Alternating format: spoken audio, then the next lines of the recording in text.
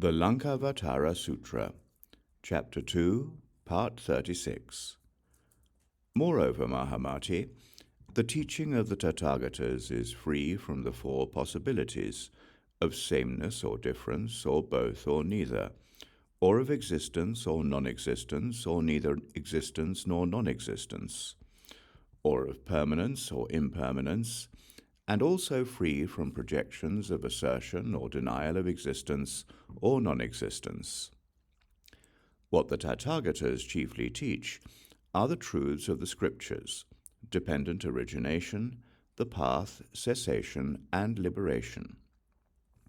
Their teaching does not include a self-existence or a supreme lord, or a spontaneous cause, or minute particles or temporal periods, or a continuously existing entity. Furthermore, Mahāmati, it is in order to eliminate the twin obstructions of passion and knowledge that they put forth the series of 108 projection-free statements and distinguish the characteristics of the various paths and stages as if they were caravan chiefs.